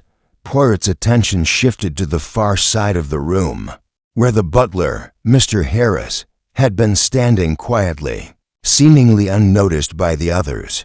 His demeanor was as composed as ever, but Poirot couldn't shake the feeling that the man knew more than he had let on. "You have been silent, Mr. Harris," Poirot said, his voice cutting through the tension. "Perhaps you know more than you've said." Double quotes. Mr. Harris met Poirot's gaze with a steady, unreadable expression. "I am simply here to serve, Monsieur Poirot," he replied smoothly, though Poirot could detect the faintest hesitation in his voice. "You have served the Devereux family for many years," Poirot continued, leaning forward. "You know their secrets, their weaknesses, and you know what lies beneath the surface of their carefully constructed lives." Harris shifted slightly, his fingers brushing against his suit coat. "I know nothing, Poirot, only what I've been told. I am but a servant in this house." Poirot's gaze softened, but his words were firm. "And yet, Mr. Harris, you have been more involved in this case than you care to admit. Your silence speaks volumes. Why did you not come forward sooner? Why wait until now to offer your opinion?" Harris's eyes flickered for a brief moment, and Poirot was certain that the butler was hiding something. But just as Poirot prepared to press him further, the situation took an unexpected turn. From across the room, there was a sudden noise of faint scraping sound, followed by a loud thud. Poirot turned quickly to see Lord Shrewsbury standing, his face pale, eyes wide with panic. In an instant, he bolted for the door, his movements swift and desperate. "Stop him!" Poirot shouted, rising to his feet, but it was too late. Lord Shrewsbury had already reached the door and was now struggling to open it. The constables, who had been stationed at the door, tried to intervene, but Lord Shrewsbury was too quick. With one final push, he managed to wrench open the door and dart into the hallway, his footsteps echoing down the corridor. "After him," Poirot commanded, his mind already racing. "He knows something. He is trying to escape." The constables rushed after Lord Shrewsbury, and Poirot followed closely behind, Hastings at his side. As they ran down the hall, Poirot's mind raced with possibilities. What was Lord Shrewsbury hiding? Why had he suddenly tried to flee? The answers were just out of reach, but Poirot could feel the pieces of the puzzle beginning to shift. They turned a corner and found Lord Shrewsbury halfway down the hallway, his back pressed against a door, panting heavily. His face was drenched in sweat, his eyes wild with fear. Poirot approached him slowly, his voice calm but firm. "Lord Shrewsbury, there is no escape. You have nowhere to run." Lord Shrewsbury's eyes darted toward the door behind him, but Poirot could see that he was trapped. The constables flanked him on both sides, and Poirot stepped forward, his voice like ice. "You cannot escape, my lord. You have been running from the truth for too long. But now, it is time for you to face it." Lord Shrewsbury swallowed hard, his chest rising and falling with each breath. He was cornered, but Poirot could see the hesitation in his eyes. The man was struggling, fighting against the inevitable. "I didn't kill him," Lord Shrewsbury gasped, his voice breaking. "I didn't." Poirot raised a hand, silencing him. "I know, my lord. You didn't kill him, but you know who did." The room fell silent as Poirot's words hung in the air. Lord Shrewsbury's face twisted in disbelief as he slowly sank to his knees, his hands shaking. For a moment, Poirot simply watched him, letting the weight of the revelation settle over the room. Lord Shrewsbury's final attempt to escape had failed. Now, the truth was about to be laid bare. "We are almost there," Poirot murmured, "and soon everything will come to light." As the room stood still, Poirot knew that the final act of this twisted drama was about to unfold. Chapter 14. The final piece falls into place. Lord Shrewsbury, kneeling before Poirot, trembled as the weight of his situation dawned on him. His desperate attempt to escape had been futile, and now, trapped by his own actions, he had no choice but to face the detective who had seen through him. His breathing was shallow, his eyes darting around the room, desperate for a way out. But there was none. Poirot stood calmly, his gaze unwavering, watching Lord Shrewsbury's futile attempts to collect himself. The other guests, still gathered in the room behind them, held their breath, unsure of what was happening, but sensing the gravity of the moment. "You cannot run any longer, my lord," Poirot said, his voice steady and filled with a quiet authority. "The truth has caught up with you." Lord Shrewsbury's voice was a ragged whisper. "I didn't do it. I swear I didn't kill him. I couldn't have." Poirot regarded him with a mixture of sympathy and calculated resolve. "I believe you, my lord. You did not kill Sir Robert, but you know who did, don't you? You know who was behind his death." The room fell into a heavy silence. Every eye was on Lord Shrewsbury, waiting for him to speak, to explain the mystery that had haunted them all. But instead, he just shook his head, as if trying to deny the reality of the situation. His hands gripped the edge of the doorframe behind him, knuckles white, but he couldn't pull himself together. Poirot stepped forward slowly, his expression still calm, but there was an edge of urgency in his voice. "Tell me, my lord, what is it that you are hiding? What secret are you trying to protect?" Lord Shrewsbury's eyes widened, and for the briefest of moments, a flicker of fear passed through them. He opened his mouth to speak, then closed it again. His whole body seemed to slump, as if the weight of the truth had finally broken him. Poirot watched him for a moment longer, then nodded toward the constables. "Take him to the study. We shall have no more running, no more hiding. The truth will come out tonight." The guests were ushered into the study, their faces pale and tense. Miss Forsyth, Lady Clarissa, Clark, and Harris all sat quietly, their eyes shifting from one person to the next. No one spoke, though the air was thick with the unspoken questions that hung in the room. Poirot sat at the center, his expression pensive but resolute. As the constables stood by the door, watching for any signs of movement.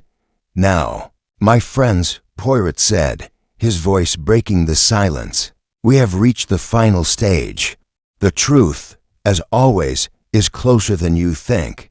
He looked around at the gathered suspects, his eyes lingering on each of them for a moment. You all have pieces of the puzzle, but none of you have the full picture, except for one.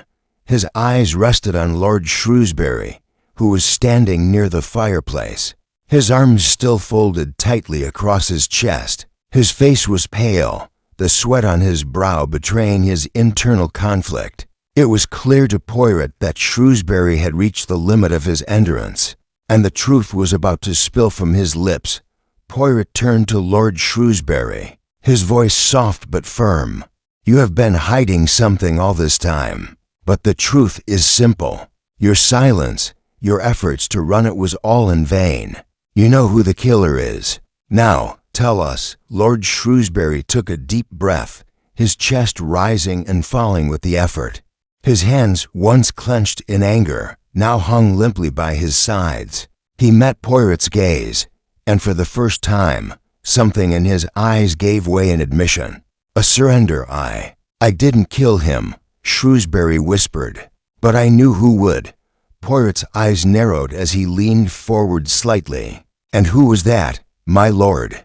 Lord Shrewsbury's voice was barely audible, but Poirot heard every word. "It was Emily, Miss Forsyth."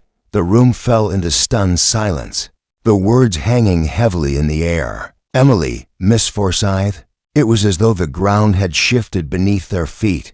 Poirot took a step back, processing the information. "Miss Forsyth," he repeated, his tone incredulous but thoughtful. "You are telling me that she—" Lord Shrewsbury nodded, his face filled with regret. "Yes, Emily. She was in love with Sir Robert. But it wasn't just that. She had been in debt, deeply in debt to Sir Robert. He had promised to help her, but only if she agreed to terms. She couldn't bear it, the shame of it. So, when he threatened to expose her," Poirot held up his hand, his mind racing through the possibilities. "Wait, you are saying that Miss Forsyth was involved in Sir Robert's death? But how?" Shrewsbury's voice cracked. She poisoned him, Poirot. I didn't want to believe it, but it was her. She told me. She said she couldn't live with the burden anymore, that she had no other way out." Poirot's mind raced, but he knew that the revelation was only the beginning. "And you let her go free? You didn't stop her?" I couldn't betray her. She was already into deep. I thought if I stayed quiet, no one would know. I thought she would get away with it." Poirot took a slow breath, absorbing the gravity of the situation. "And the letter, the one addressed to you, was a warning, wasn't it? Sir Robert knew that something was wrong. But by then, it was too late." Lord Shrewsbury nodded, his face pale with regret. "Yes, Sir Robert wanted to confront me, to expose everything. He knew Emily had something to do with it, but he didn't know how far it had gone." Poirot stood in silence for a moment, then turned to the constables. "We will need to bring Miss Forsyth in for questioning immediately. But the truth is clear now. Sir Robert's death was not an accident. It was the result of a desperate act of betrayal." As the constables moved to carry out Poirot's instructions, he looked back at the room, his voice filled with finality. "The killer is among us. But now, the final pieces have fallen into place." Chapter 15. The final gathering. Guests were all seated once more in the grand drawing room, their eyes wide with apprehension. The tension in the air was palpable, each of them now fully aware that the end of this twisted mystery was approaching. Poirot, standing before them, had said little since Lord Shrewsbury's confession. He had instructed the constables to bring Miss Forsyth in for questioning, but Poirot had not yet made any final conclusions. The pieces were nearly in place, but one last piece remained elusive. Poirot moved slowly through the room, his eyes scanning each of the guests, his mind working through the final details of the case. He knew that this moment would be pivotal, that the truth would soon come to light, but he was not yet ready to reveal all. Not yet. There was something more to uncover. A final test of character for those who had been so intent on protecting their secrets, the truth. Poirot began, his voice calm and even, is always hidden behind layers of deception. And while you have all tried to conceal it, you have each left behind traces, clues, that I could not ignore. The web you wove has been intricate, but not unbreakable. And now we stand at the precipice.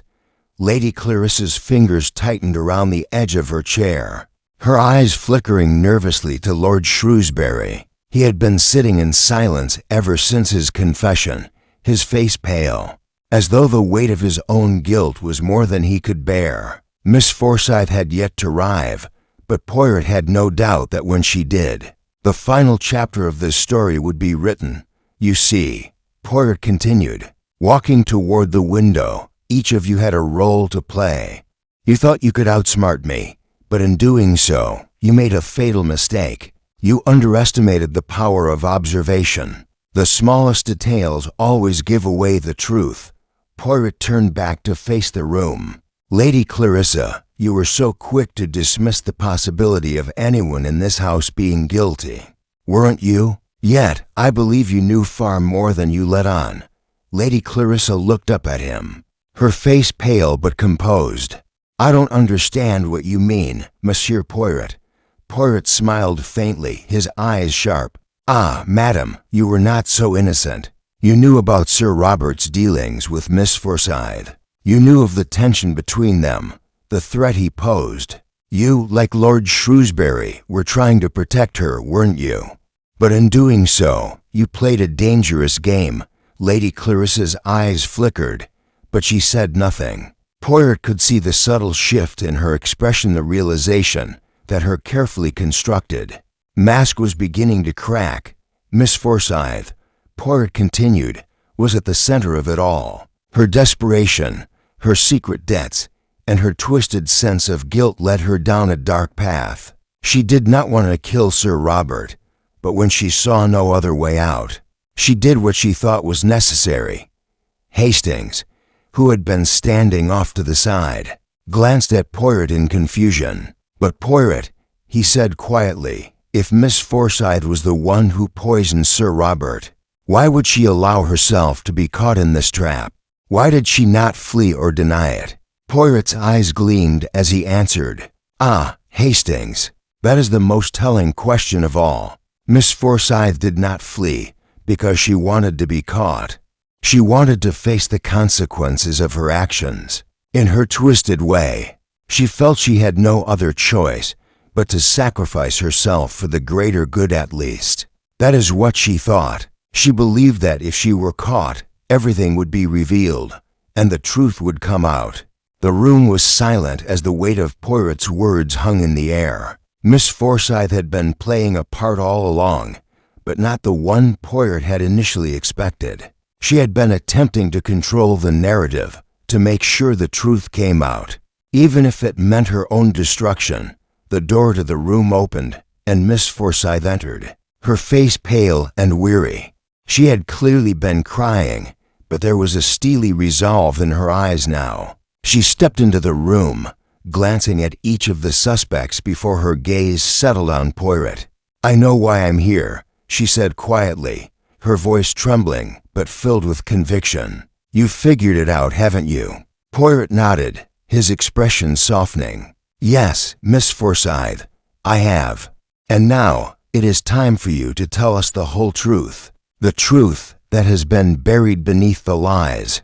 Miss Forsyth took a deep breath and stepped forward, her shoulders straightening as she faced the group. I didn't want to kill him, she said, her voice barely above a whisper. But Sir Robert was going to ruin me. He was going to expose everything. I had no choice. I didn't know how to get out. Poirot listened intently as she spoke, the weight of her confession filling the room. You didn't have to do it, Miss Forsyth. There was always another way. She looked at him, her eyes filled with both guilt and sorrow. I thought I was trapped. I thought I had nothing left. I was desperate. Poirot nodded slowly. Desperation leads people to do terrible things. But now, the truth is here, for all to see. And the one who orchestrated Sir Robert's death is no longer hidden. The guests were silent, and Poirot could feel the weight of the moment pressing down on them all. The truth had been revealed, and with it, the final piece of the puzzle had fallen into place. Justice, Poirot said softly, is not just about punishment. It is about understanding the reasons behind the actions.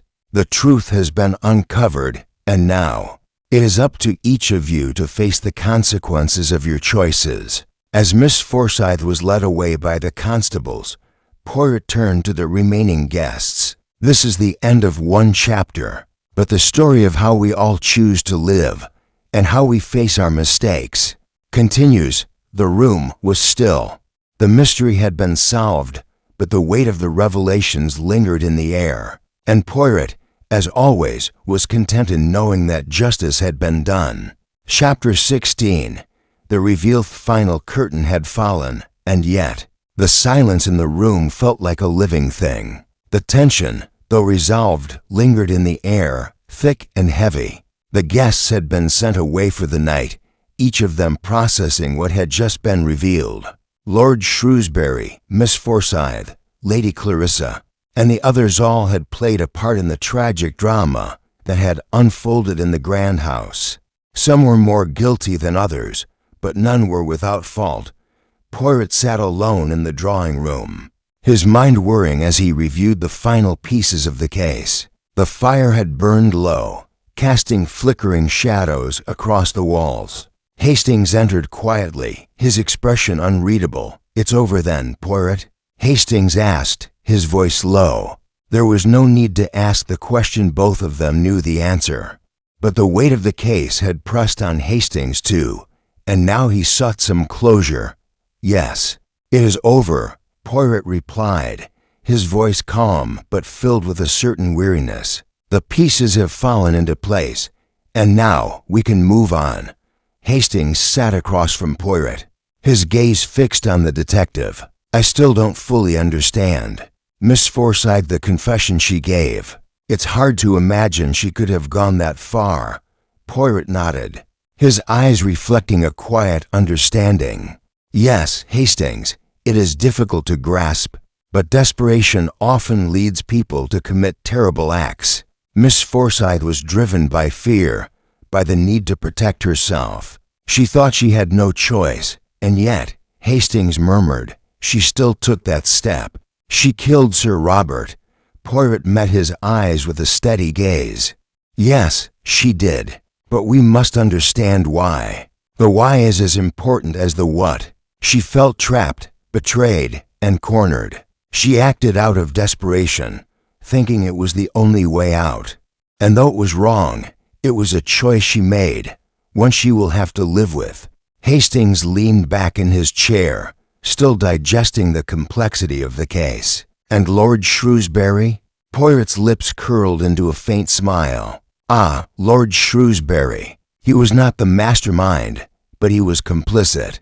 He allowed it to happen. He enabled Miss Forsyth, thinking that by protecting her, he could keep his own secrets safe. But in the end, he was just as trapped as she was."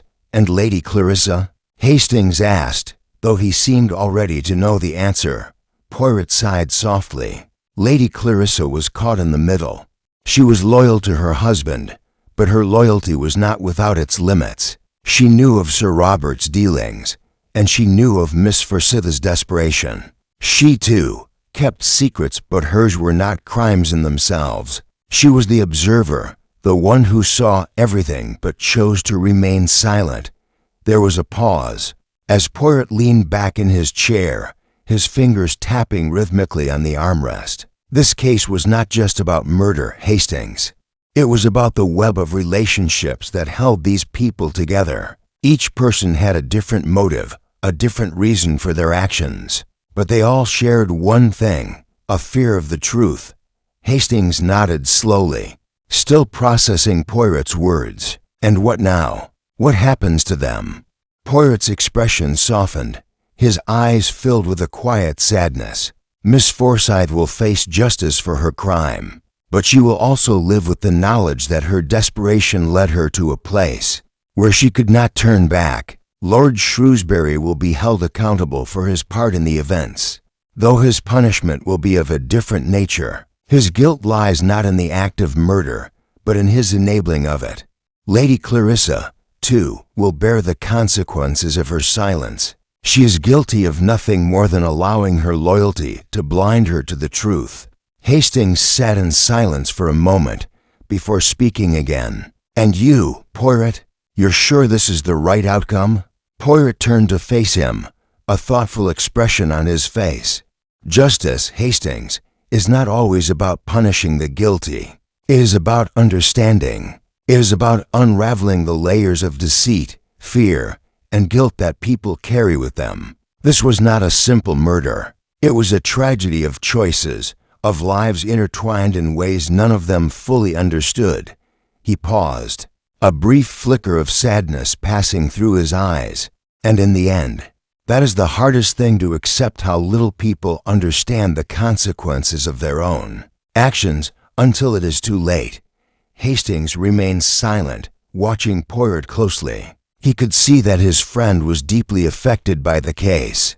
Poirot rarely showed such emotion, but when he did, it was a sign that the case had reached him in a way that went beyond the usual logical deductions. This had not been just another mystery, it had been a study in human nature and the complexities of how people acted under pressure.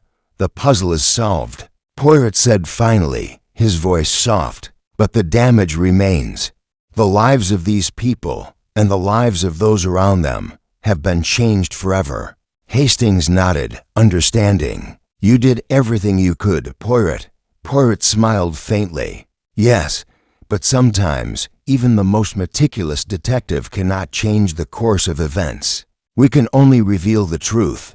There was another long silence as Poirot's thoughts turned inward, processing the last bits of the case. He had done what he set out to do: unravel the truth, expose the lies. But the outcome, as always, left him with a feeling of quiet sorrow. There was no victory in this, only a sense of understanding, a recognition of the human frailty that had led them all to this point. Hastings rose from his seat. "I think, Poirot, we both need a bit of rest after all of this." Poirot's eyes glinted as he looked up at his old friend. "Rest? Ah, Hastings, there is always time for rest. But for now, I think I will enjoy a quiet moment, perhaps a cup of tea." And with that, Poirot returned to his chair, his mind still sorting through the pieces of the case. The final answer had come, and yet the weight of the journey still lingered. The truth, after all, was never as simple as it seemed. Chapter 17, Outcome and Justice. The following morning, the aftermath of the investigation had settled over Devereux Manor like a heavy fog. The guests had left, their fates sealed by the truth Poirot had uncovered. Some, like Lord Shrewsbury, had begun to process the consequences of their actions, while others, such as Miss Forsyth, faced the harsher judgment of the law. Still, there was a sense of quiet resolution now, a finality that had been lacking in the days before. Poirot sat in the drawing room, his fingers steepled before him as he gazed out the window. The grand estate was bathed in the soft light of the morning sun, but even the beauty of the surroundings couldn't entirely chase away the melancholy that lingered. Hastings, standing nearby with a cup of tea in hand, studied Poirot with concern. "You've been awfully quiet, Poirot," Hastings remarked, his voice light but filled with understanding. "After all the work you've done, surely there's some satisfaction in seeing it through to the end." Poirot didn't respond immediately, his eyes focused on the quiet landscape outside.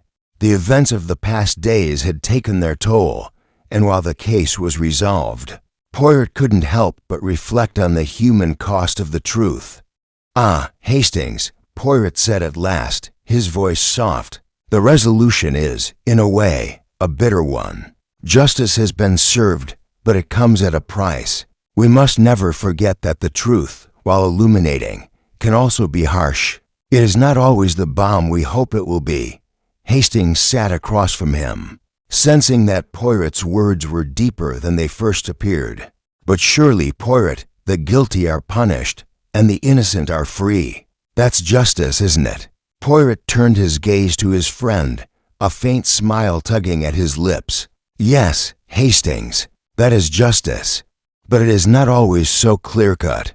You see, every person involved in this tragedy was driven by fear of exposure, fear of loss, fear of the consequences of their actions. In the end, their choices, their desperation, led them down a dark path." He paused, collecting his thoughts before continuing. "Miss Forsyth, for instance, her guilt is clear. She poisoned Sir Robert, but it was not a crime born of malice. She did not wish to kill him. She acted out of fear, out of desperation. She thought she had no other choice."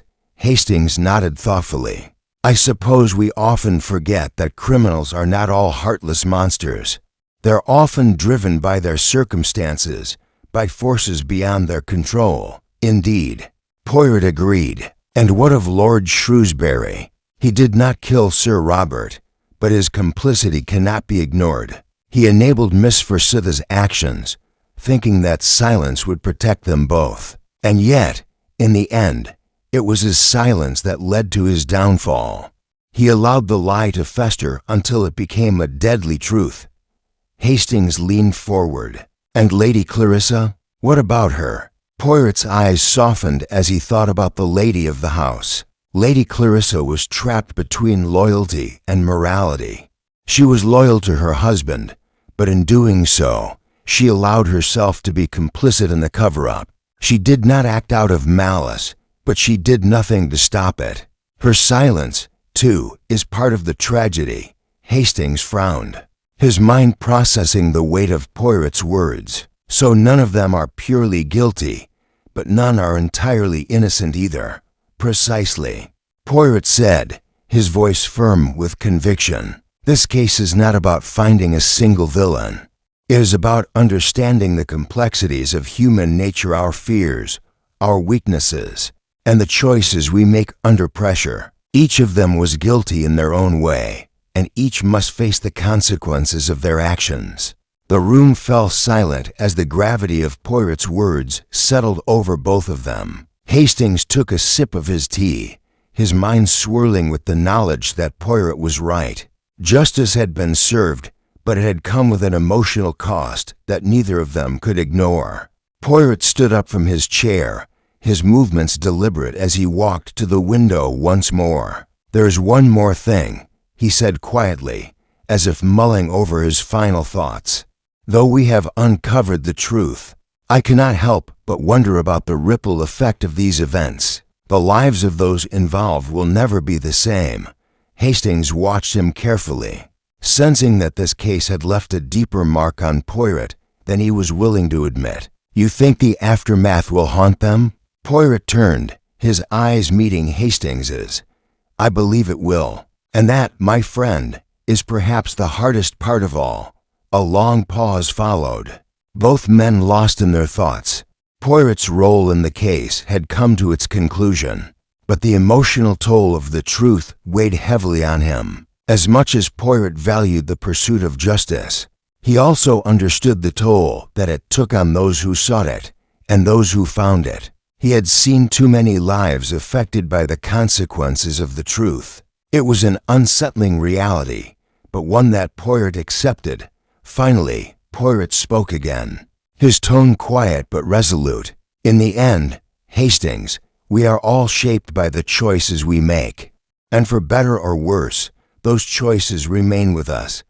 Hastings nodded slowly, understanding. "I suppose that's true for all of us, Poirot. Even you." Poirot gave him a small, wry smile. "Yes, even me." The two men stood in silence for a moment, the weight of the case finally lifting as they both came to terms with the reality of the situation. Poirot had done what he always did. He had solved the mystery, brought the truth to light, and ensured that justice was served. But as he had said, the cost of that truth was far more than the answers he had uncovered. As the sun began to set outside, casting long shadows across the room, Poirot turned toward Hastings once more. "The mystery is solved, Hastings. But life, I believe, will continue to present us with new questions, and we will face them, as we always have together." Hastings smiled, a sense of peace settling over him. Indeed, Poirot, together, and with that, the two men stood in quiet companionship, knowing that though this particular chapter had ended, life much like a mystery would continue to unfold in unexpected ways. Chapter 18. The closing remarked final days at Devereux Manor had passed in a strange, somber quiet. The guests had long since departed, leaving behind only the echoes of their secrets and the weight of the case that had unfolded within the walls. Poirot and Hastings remained, the former still consumed by the resolution of the mystery, the latter slowly coming to terms with the complexities of justice, guilt, and human nature. The house itself seemed to breathe a sigh of relief, the tension lifting with the departure of those who had played their parts in the tragic story. Poirot had always found it strange, the way a house could carry the weight of its inhabitants' actions long after they were gone. Devereux Manor, for all its grandeur, felt as if it had been irrevocably changed by the events that had transpired within its walls. Poirot sat in the study, his fingers lightly tapping the edge of the desk. Hastings, seated across from him, watched with quiet interest as Poirot looked over the documents one last time. The case was over, but Poirot was still lost in thought, piecing together the nuances of the investigation in his mind. "Hastings," Poirot said at last, his voice soft but deliberate, "have you ever wondered why people lie? Why do they feel the need to conceal the truth, even when the consequences are so much greater than the truth itself?" Hastings considered the question for a moment before responding. "I suppose it's a natural human instinct, Poirot. People lie to protect themselves, to hide their guilt, their shame, or sometimes even to protect others. But I don't think anyone truly realizes how much damage it can cause until it's too late." Poirot nodded thoughtfully. "Indeed, Hastings. But that is precisely the problem, isn't it? The lies we tell, the secrets we keep, they seem harmless at the moment, but in the end, they build and build until they become a force too powerful to control. In the case of Sir Robert's death, every lie, every piece of silence played its part. It was not just one person's fault. It was the result of a collective failure." Hastings frowned slightly. "But the truth came out in the end, Poirot. That's what matters, isn't it?" Poirot smiled, but it was a smile tinged with melancholy. "Yes, Hastings, the truth did come out.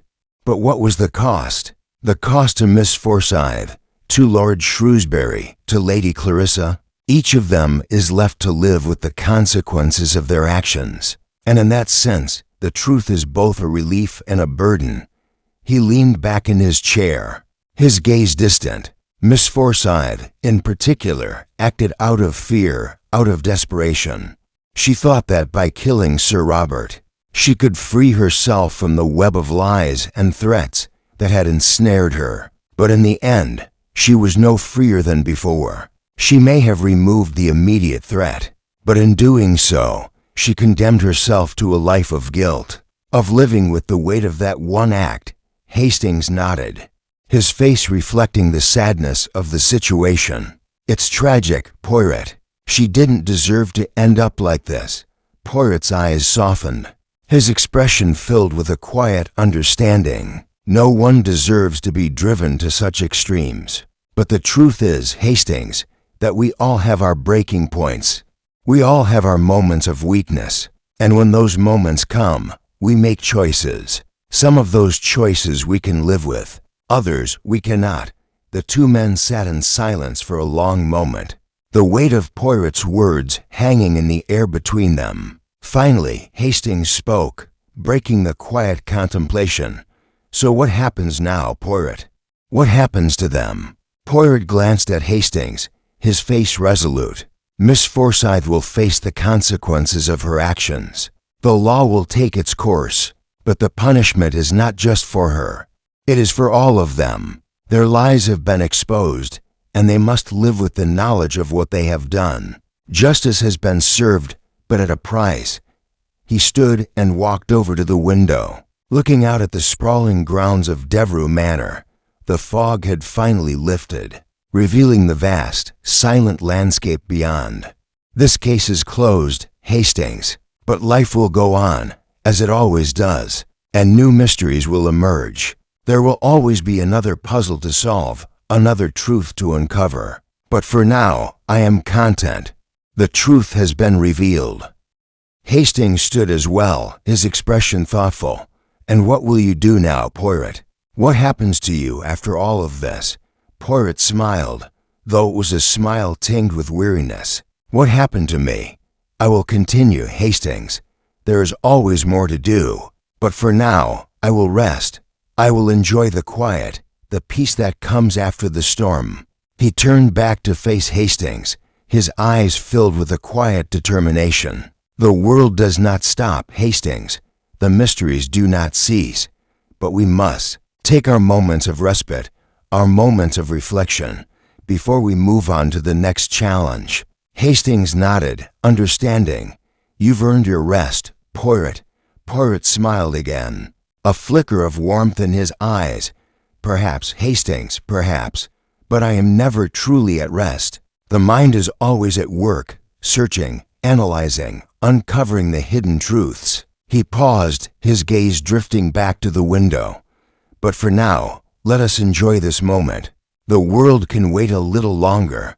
The two men stood together in the quiet room. The weight of the case now behind them, Poirot had solved the mystery. But in doing so, he had once again come face to face with the complexity of human nature.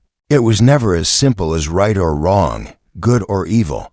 It was the choices we make, the lies we tell, and the truths we are forced to confront. And as Poirot turned away from the window, he knew that the next mystery would soon call him just as it always had. But for now, he could rest. The truth had been uncovered, and justice, in its own way, had been served.